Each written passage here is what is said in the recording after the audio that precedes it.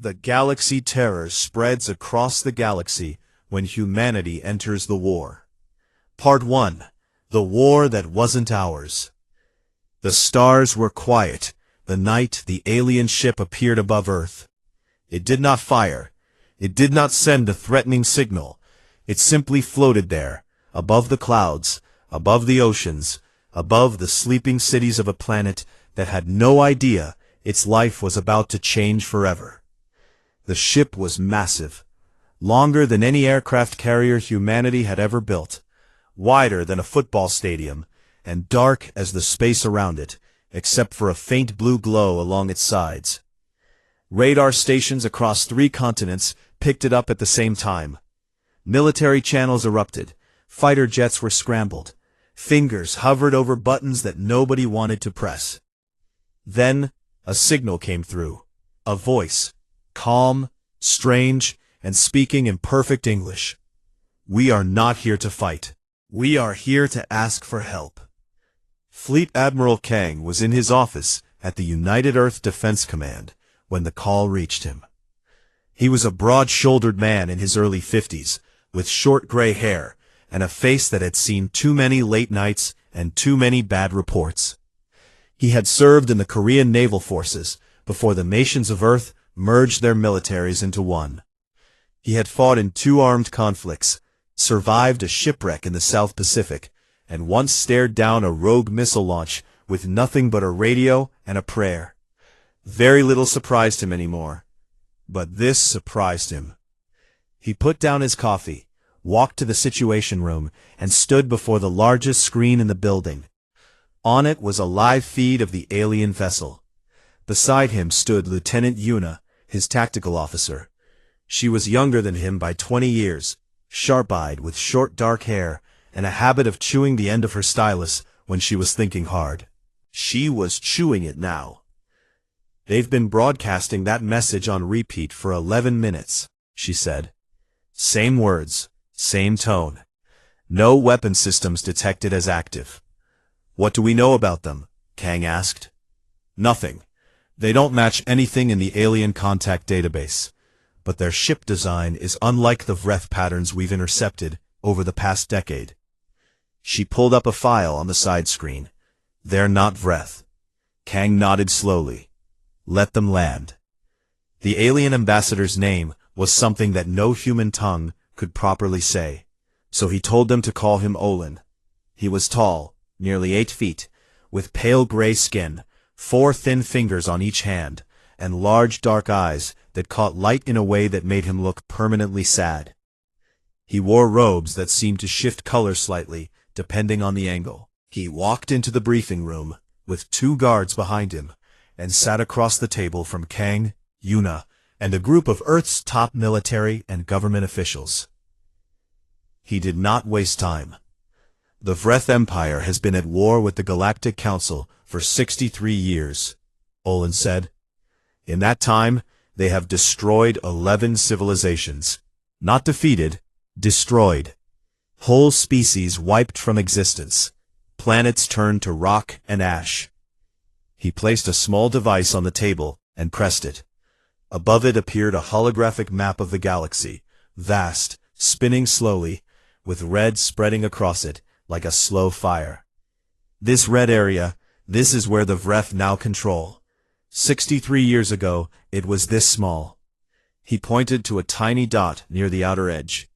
"Now it is this." The red covered nearly a third of the galaxy. The room was silent. "The Council has been fighting," Olin continued. "The Thalori, the Ixen, the Mavic, all of them have sent fleets. All of them have lost. The Vreth do not stop. They do not negotiate. They do not take prisoners for long. They consume every resource a planet has, and then they move on." He looked at Kang. "We are losing. We have been losing for a long time, and we are running out of options." "Why come to us?" a government official asked from the far end of the table. "We're barely interstellar. We've only had faster-than-light travel for 30 years. Olin was quiet for a moment. "Because of what we have observed about your species," he said carefully. "You are young. You are small compared to the others, but you have something they do not. He paused. You have never in your history, across any era, across any civilization, stopped fighting when others thought you should. You adapt faster than any species we have ever studied. And, he looked directly at Kang. You are not afraid. Kang said nothing for a long time. Yuna leaned slightly toward him and whispered, Sir, the Council's combined fleet losses are in the hundreds of thousands of ships.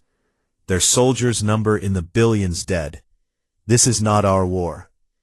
Kang looked at the holographic map, at the red, at how much of it there was, at the tiny dots near the edges where species had once lived, and now did not.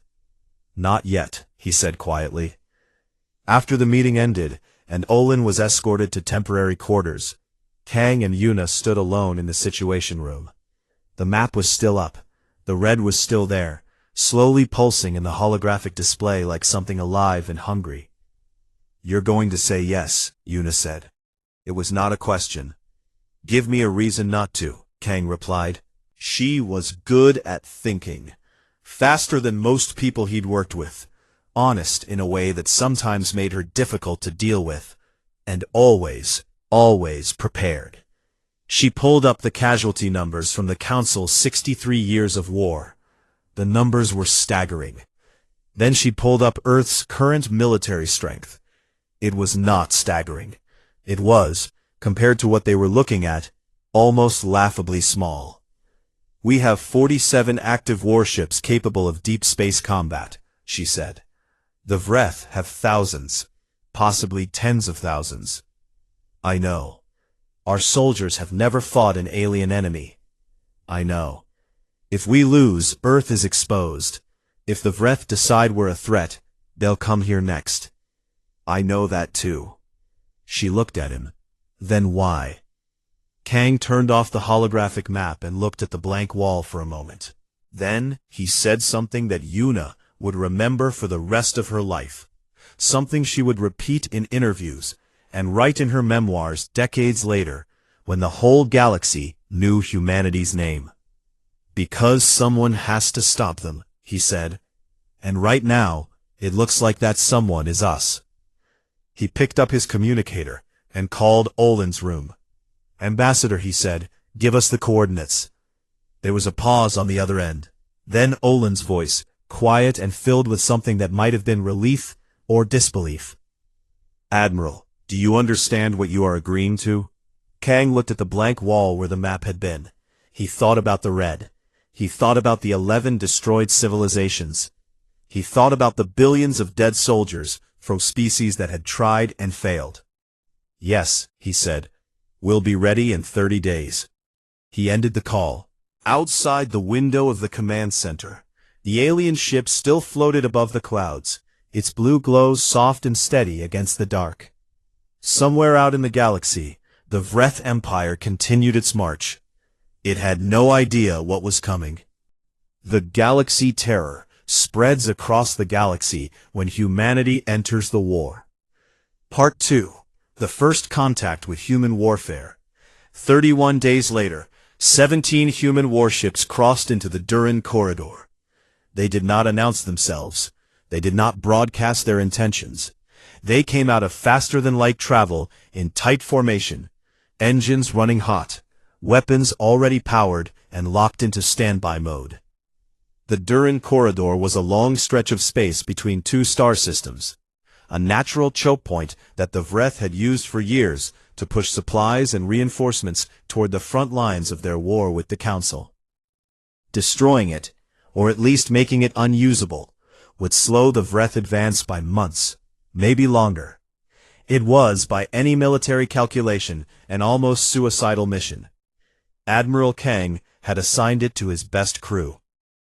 Aboard the UNSS Indomitable, the mood was focused and quiet. The ship was a heavy carrier, not the largest vessel in Earth's fleet, but the most battle-tested.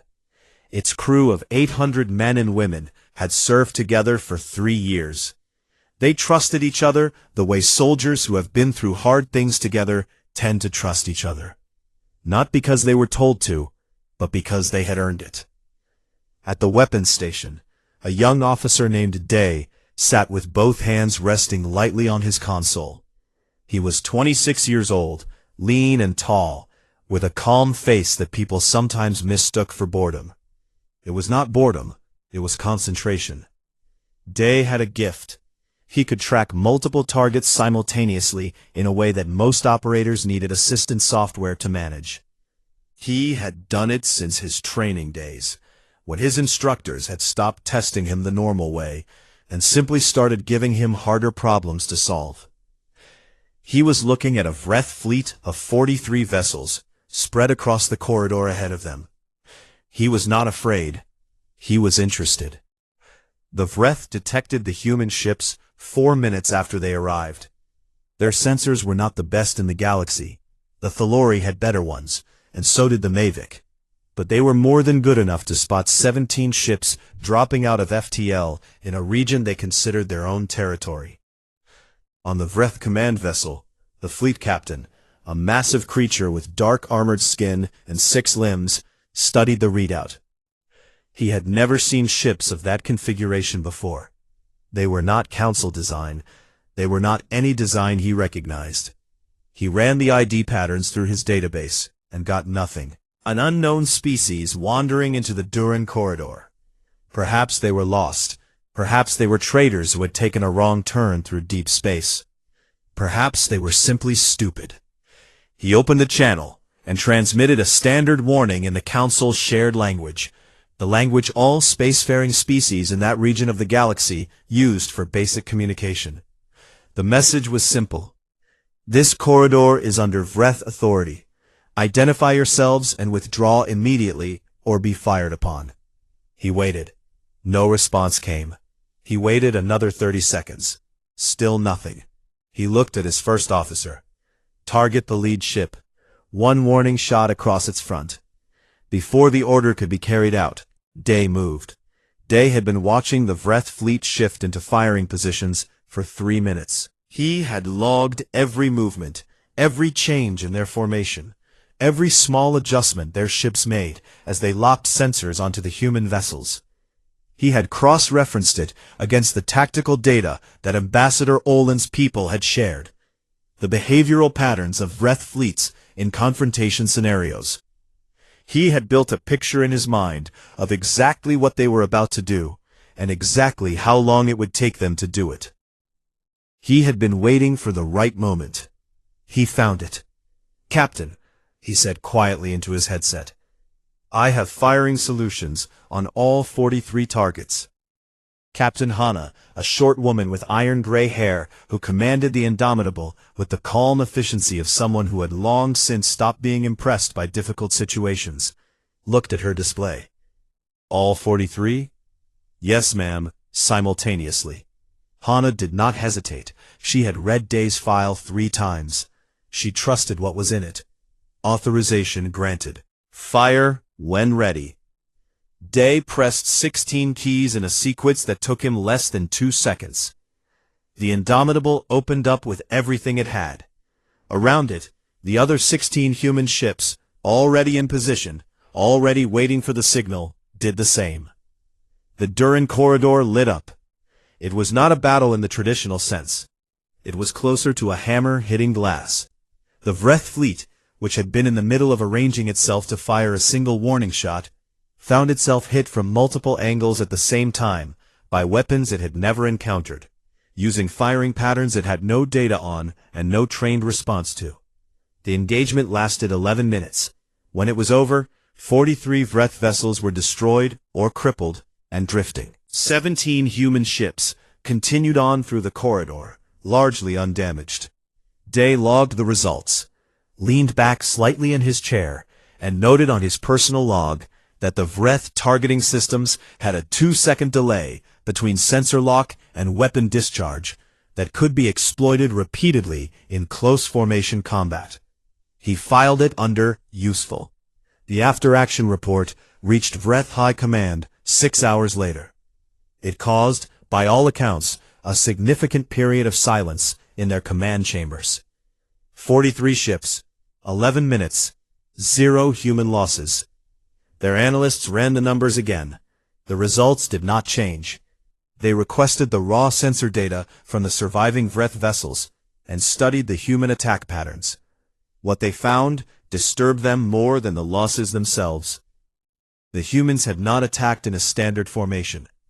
They had not followed any recognized tactical model. What they had done looked almost improvised, aggressive, fluid, constantly shifting, as if they were making decisions in real time faster than any species the Vreth had encountered was supposed to be able to.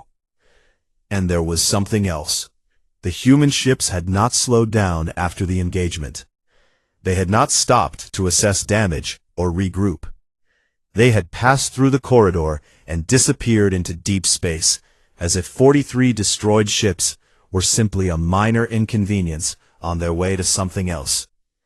The Vreth fleet captain who had commanded the engagement filed his report and then requested immediate reassignment to a different sector. His request was denied. Across the Council's communication channels, the news spread fast. A new species had entered the war. Unknown, unrecorded in any major database. 17 ships against 43. 11 minutes. No losses. A Thalori communications officer named Ori picked up the signal, read it twice, and then called his superior with a single question that would be repeated across the galaxy for weeks. What are these creatures? His superior had no answer. Nobody did yet. But they were about to find out. The galaxy terror spreads across the galaxy when humanity enters the war. Part 3. Terror has a name. Word travels fast in a war. Faster than ships, faster than supply lines, faster than orders from high command. Rumor and fear have always moved at their own speed, and in this war, they moved faster than anything else. Within 2 weeks of the Duran Corridor engagement, every major species in the Galactic Council had heard the story. Some of them heard it wrong, exaggerated, twisted, turned into something larger than it already was. Some heard that the new species had destroyed 100 ships. Some heard that the ships were crewed by creatures that could not be killed. Some heard stranger things still. What they had heard about was humanity. And humanity, completely unaware that half the galaxy was talking about them, was already deep inside Vreth territory and getting worse. Commander Rena was not what most people expected when they thought of a soldier. She was of average height, slim-built, with dark eyes and a quiet voice that people often had to lean in to hear. She did not shout orders, she did not give speeches before missions. She had a habit of standing very still when she was thinking, which made some of her soldiers nervous because they could never tell if she was calm or if something had gone very wrong. Usually she was calm. Occasionally something had gone very wrong. In either case, she handled it the same way. She had been given a mission that Kang himself had called not advisable.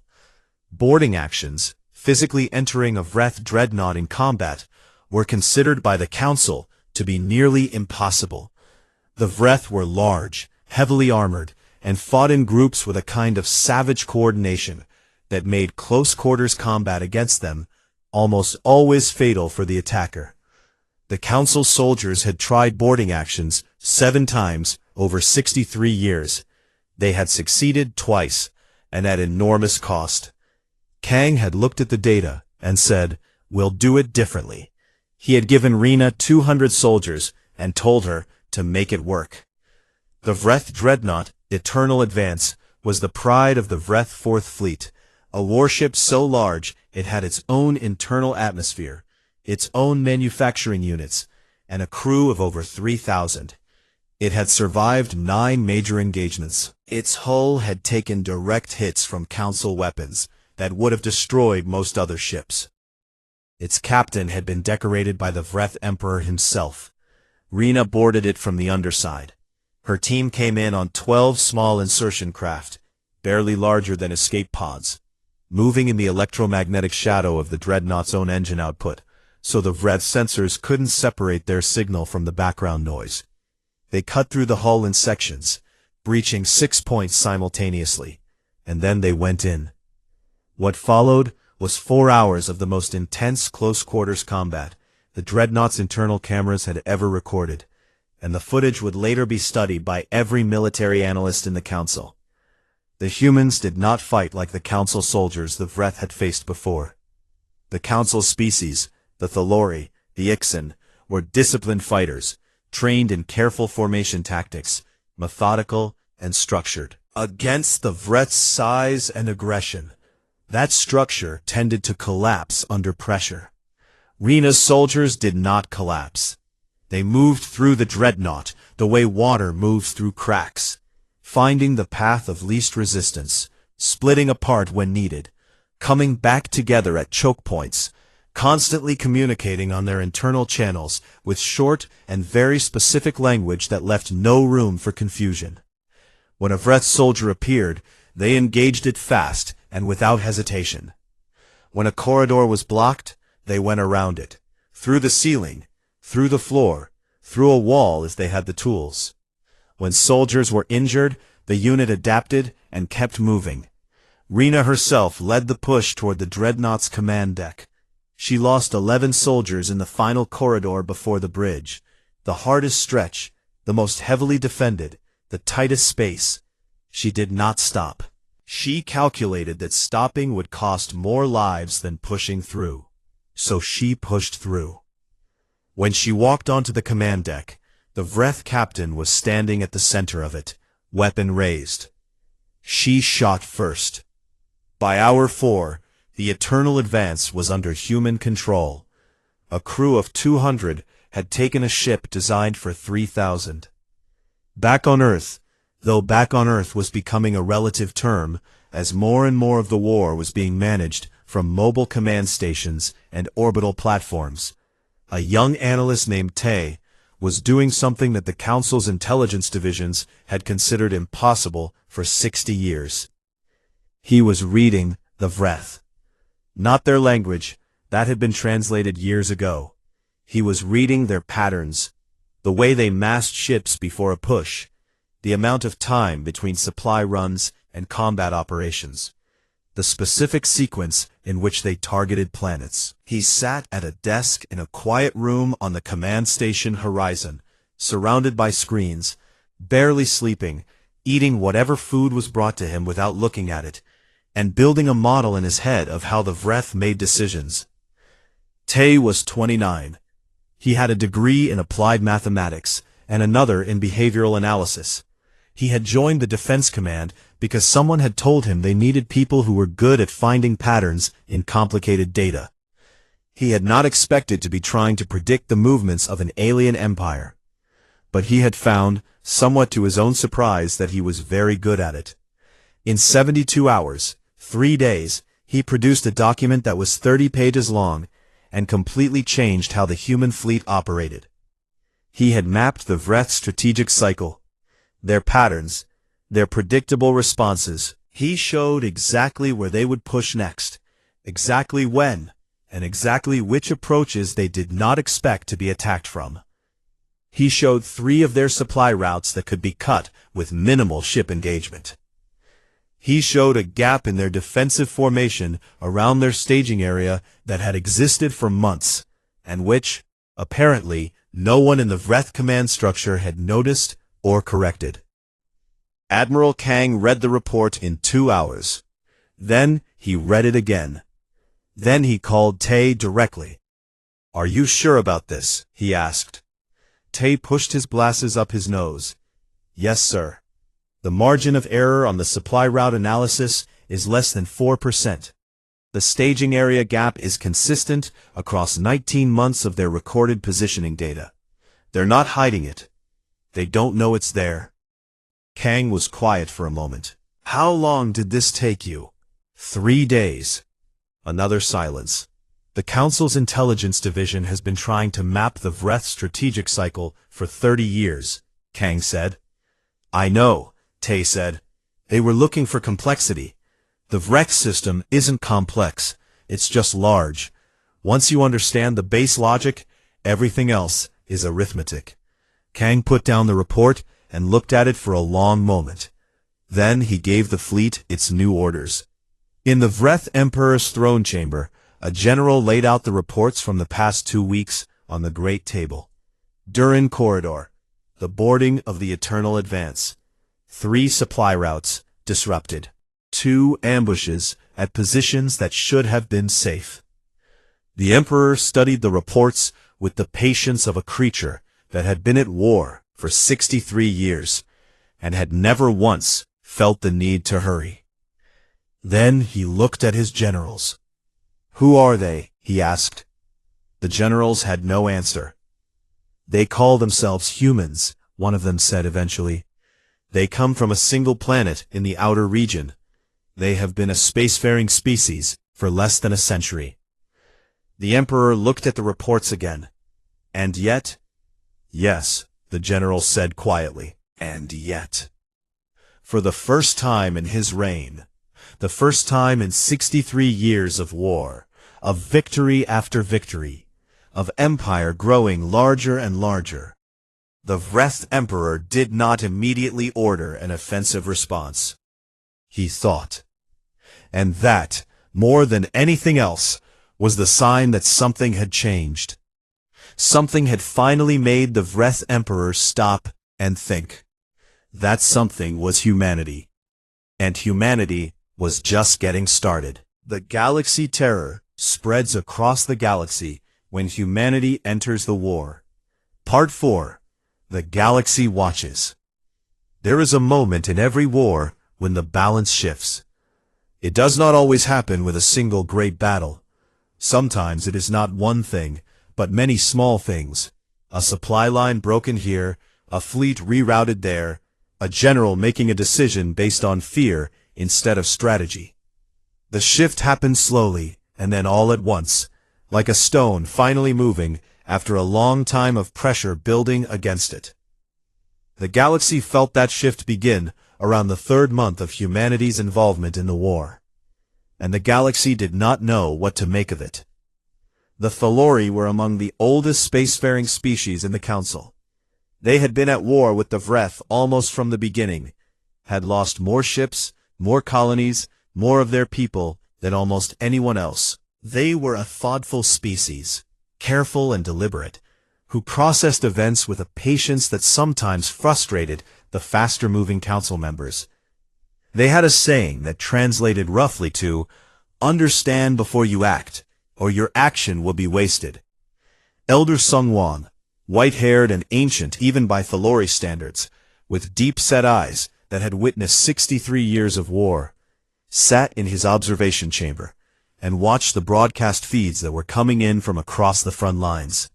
He watched humans fight. He had seen recordings, of course. The Durin Corridor engagement had been passed around the council almost immediately. But there was a difference between watching a recording of a single battle and watching the accumulated footage of 3 months of sustained combat across 4 star systems. Sungwon had been watching for 6 hours. He had not moved from his chair. Beside him, his aide, a young Thalori named Ven, stood respectfully and watched the same feeds. On one screen, human soldiers moving through the rubble of a destroyed Vreth outpost on a moon in the Keros system, operating in small groups, communicating constantly, never stopping, always pushing forward. On another, a human fleet conducting a strike on a Vreth resupply convoy, not with overwhelming firepower, but with precision, targeted, efficient. They destroyed what they needed to destroy and pulled away before the Vreth could bring reinforcements. On another, footage from a council border station that humans had helped defend when the Vreth had pushed hard against it. The station had been on the edge of falling. The human reinforcement had arrived with 30 minutes to spare and had held the line for 19 hours until more council ships could arrive. 19 hours. Without retreat. Sungwon watched it all. Finally, he said, "They fight like they have nothing to lose." Then considered this for a moment. "I don't think that's it," he said carefully, aware that he was disagreeing with his elder, but unable to stop himself. "If they had nothing to lose, They wouldn't be so deliberate. They wouldn't be so precise. He paused. I think they fight like they have everything to protect. Sung-won turned and looked at him. He studied the young aide for a long moment. Yes, he said finally. Yes, that is the right way to say it. He turned back to the screens. Send a message to the council, he said. Tell them we should increase our cooperation with the Human Fleet Command. Whatever they are doing, we should be doing with them. Not around them, with them. Then nodded and left to send the message. Sung-won kept watching. Admiral Kang aboard his flagship, UNSS Relentless, did not have time to watch broadcast feeds. He was too busy coordinating what had become, over 3 months, the most aggressive, sustained military campaign the Galactic Council had ever attempted. He worked with a simplicity that other species found puzzling at first. He did not use the long, formal communication protocols the Council favored. He sent short messages, direct orders. He held brief meetings, said what needed to be said, and ended them. He expected the people he worked with to be competent, and when they were not, he replaced them without drama or lengthy process. Yuna managed his schedule, his communications, and the constant flow of intelligence reports that came in from Tae's analysis unit. She had stopped sleeping more than 4 hours a night. She had also stopped telling people how little she was sleeping, because they kept telling her it was bad for her, and she did not have time to have that conversation anymore. The 3-month campaign had opened 6 new attack corridors into Vreth territory. It had disrupted 4 of their 5 main supply chains for the Eastern Front. It had destroyed or captured 18 of their forward staging bases. The Vreth advance, which had been slow but essentially unstoppable for 63 years, had not just slowed. It had stopped. In 2 sectors, it had reversed, but Kang knew they were not done. Stopping the Vreth advance was not enough. The Empire was vast. It had reserves and production capacity that dwarfed anything the Council could put in the field. The humans had speed and adaptability, and thanks to Tae, better intelligence than anyone had ever had on Vreth movements. But they could not fight forever on the front foot. Eventually, the Vreth would adapt too. Kang was thinking about this one evening when Yuna came into his command room and put a report on his desk. Peace envoys, she said. He looked at the report. From the Vreth, 3 ships, moving under ceasefire flags toward the Council diplomatic station in the Marin system. They're requesting formal negotiations. Kang was quiet for a moment. What are they offering? They haven't said yet. Standard opening position. They want to know if we'll talk before they show their cards. Kang thought about the 11 destroyed civilizations. He thought about the billions of dead soldiers from species that had fought and died for 63 years trying to stop a war that the Vreth had started. He thought about Olen, the ambassador who had come to Earth with sad eyes and a desperate plea. Send them back, he said. Yuna looked at him. Sir, one condition for any conversation. Full withdrawal from every conquered world. Every planet they took. Every colony they burned. They leave, and then we'll talk. He paused. Not before. Yuna wrote it down without argument. She had learned over the past 3 months that Kang did not make these calls carelessly. He thought about them, quietly, without showing it, and when he said something, it was because he had already considered the alternatives. She sent the message. The Vreth received it 3 hours later. The response in their command chamber was not as loud as it might have been 3 months earlier. There was anger. There was always anger in Vreth command chambers, but underneath it was something else, something quieter, something that had not been there before. Uncertainty. The generals argued. Some wanted to mass a fleet and crush the human ships directly. Overwhelming force, ended quickly. Others pointed to the intelligence failures of the past 3 months, to the supply chain disruptions, to the fact that every time they had massed a fleet in one place, the humans had hit them somewhere else. One general said, very quietly, that in 63 years of war, They had never once had a supply chain disrupted. Never once had a staging base taken by boarding action. Never once had their strategic patterns read and predicted accurately by an enemy intelligence unit. They had been at war for 63 years. It had taken humanity 90 days to change the shape of it. The Emperor looked at his generals. "Find out everything there is to know about this species," he said. "Their history, their wars with each other, how they fight, how they think. I want to understand what we are dealing with." The generals sent the researchers to work. What they found did not comfort them. Humans have been at war with each other, with themselves, for the entire recorded span of their history. They had fought with sticks and stones, with swords, with firearms, with bombs, with weapons that could destroy entire cities. They had fought on land, and at sea, and in the air, and eventually in space. They had survived plagues, famines, climate disasters, and the near extinction of their own civilization more than once. And they were still here, still fighting, still adapting. One of the Vreth researchers read through 10,000 years of human military history, and then sat very still for a long time before writing a single line in her report.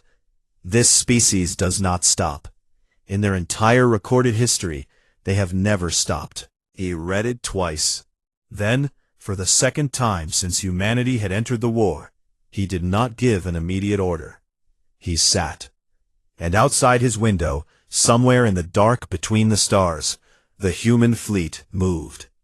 The galaxy was watching, from council stations to neutral territories, from ancient Thalori observatories to small frontier outposts, where species that had never been part of the war huddled over their communication receivers and listened to the reports coming in. 3 months, 4 star systems changed hands. The Vreth advance stopped. Envoys sent back with conditions. Most of them had the same question. Who are these people? The answer was coming, and it was going to be louder than anyone expected. The galaxy terror spreads across the galaxy when humanity enters the war. Part 5. The legend begins. The war ended on a Tuesday. Not that Tuesday meant anything to the Vreth, or to the Thalori, or to any of the other 32 species in the Galactic Council. But to the humans who had been fighting for 4 months across some of the most hostile corners of the galaxy, the fact that it ended on a Tuesday felt quietly appropriate, ordinary, normal, the kind of day you ended a war on if you were the sort of species that had always treated extraordinary things as simply the next item on the list. It had taken 4 months, 63 years of war, 4 months of human involvement, and the Vreth Empire had signed the withdrawal agreement at the diplomatic station in the Marin system. Full withdrawal, every conquered world, every burned colony, as Kang had said.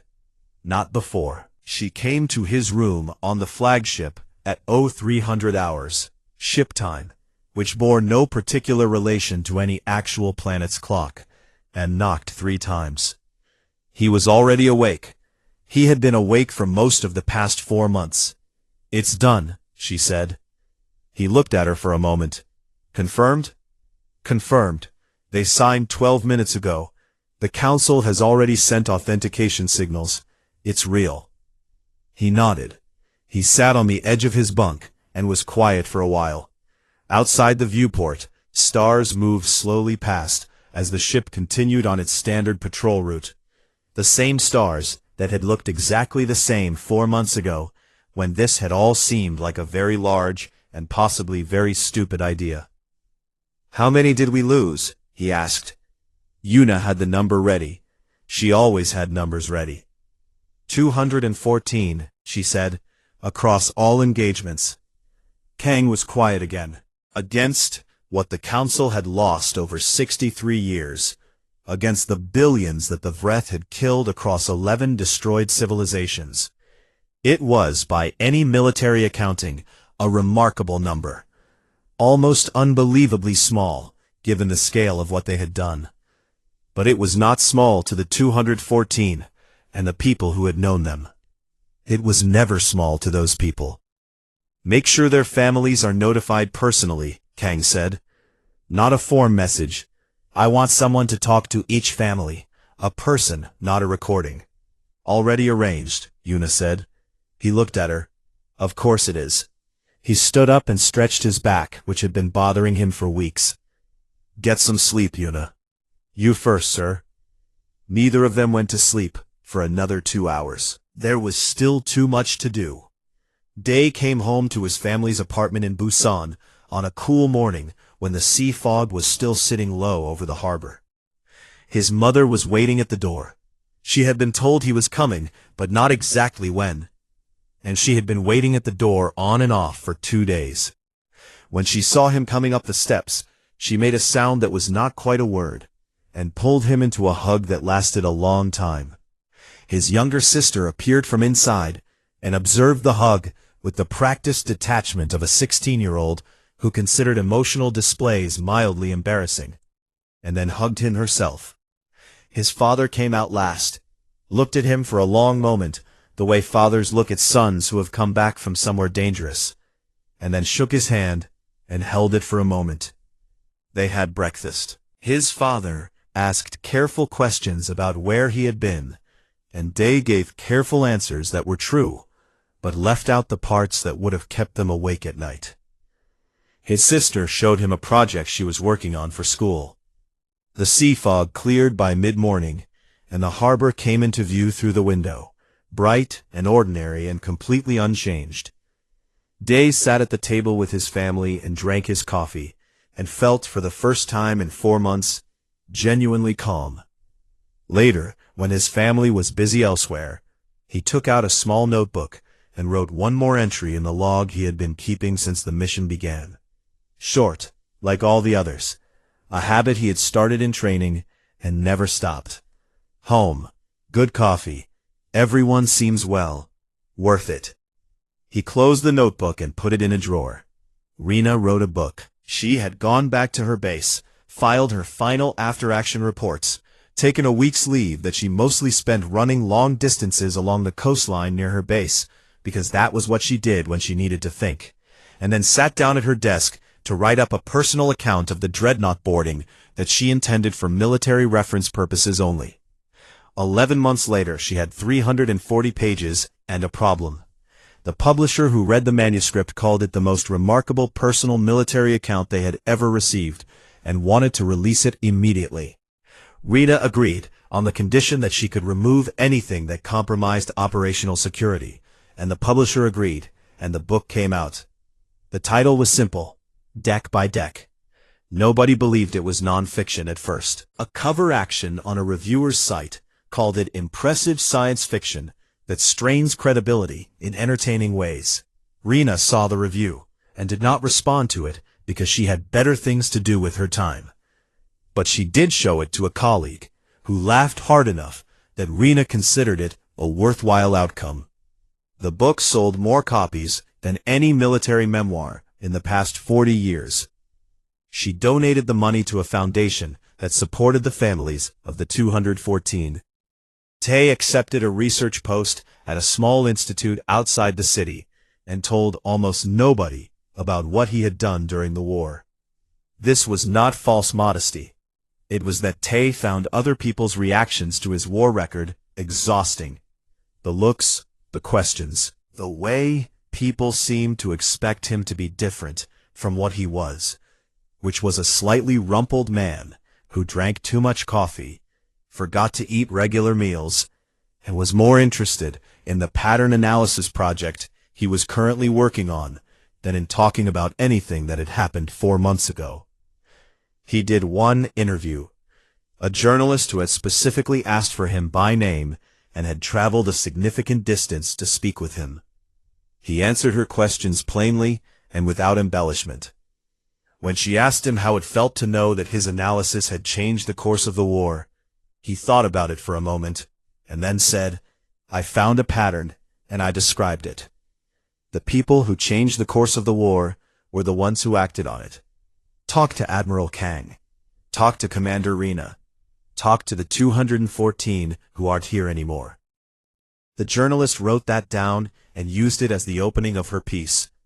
Tay did not read the article. He was busy with his new project. The Galactic Council session was held 6 weeks after the end of the war. Representatives from 32 species gathered on the Council's main station, a vast structure that had been built over centuries and floated at the gravitational center of 3 star systems. It was the largest gathering of galactic species ever assembled. Species that had been at war for 63 years sat in the same chamber and were, for the first time, not there to coordinate an active military conflict. They were there, among other things, to formally recognize humanity and to offer them a seat at the head of the table. Admiral Kang attended in his dress uniform. Yuna sat beside him. Behind them, in the gallery, were representatives from the human fleet and government. Officers, diplomats, analysts, engineers. They were, in the grand architecture of the council chamber, a fairly small group. Humans were still a young species. Still a small one, by galactic standards. The council's speaker, a tall Ixan with silver markings across his face, delivered the formal address. He spoke of 63 years of war. He spoke of the losses. He spoke of what the Vreth had taken, and what had been, against all reasonable expectation, won back. He spoke of the species that had arrived unknown, unannounced, and uninvited into a conflict that was not theirs, and had changed it in 4 months. Then he offered humanity the seat. Kang stood. The chamber was silent. 32 species, hundreds of representatives, the accumulated weight of galactic civilization, looking at one human man in a military uniform that had a few more wear marks on it than it had 4 months ago. He said, "Thank you. We are honored by the offer." He paused. "But we didn't come here for power. We didn't come here for a seat at any table. We came because someone had to stop what was happening out there. And at the time, it looked like that someone was us." He looked around the chamber. "We'll stay. We'll help build whatever comes next. But the seat at the head of the table should belong to everyone in this room, or it should belong to no one." The chamber was quiet for a long time. Then Elder Sungwon, ancient and white-haired, sitting in the Thalori section, began to bring his 4 hands together in a slow and deliberate motion. The Thalori applause that followed spread through the chamber, and then it was joined by the sounds of 31 other species expressing approval in 31 different ways. Vibrations, calls, movements, lights, a noise that filled the enormous chamber and spilled out into the corridors and was heard by crew members on the outer sections who had no idea what the meeting was about, but understood instinctively that something significant had just happened. Yuna looked at Kang and said nothing. She did not need to. Somewhere in the outer regions of the galaxy, in a sector that had been Vreth territory until 6 weeks ago, a planet was beginning the long process of rebuilding. The people who had survived the occupation were coming out from whatever places they had hidden in, looking at the sky that was no longer full of Vreth ships, and trying to understand that it was over. A child standing in the ruins of the town looked up at a human supply ship coming in low over the horizon, lights blinking, carrying food and medicine and construction materials. She had never seen a human before. She watched the ship land in the clearing outside town, and watched the humans come down the ramp. Ordinary-looking creatures, strange and small by her species standards, and start unloading the cargo with the same focused, practical energy they seemed to bring to everything they did. "What are they?" Her mother looked at the humans for a long moment. "They're the ones who came," she said. The child thought about this. "Will they stay?" "For a while," her mother said, "until things are better." The child watched a young human soldier set down a crate, notice her watching, and give her a small wave. She stared at him. He grinned and went back to work.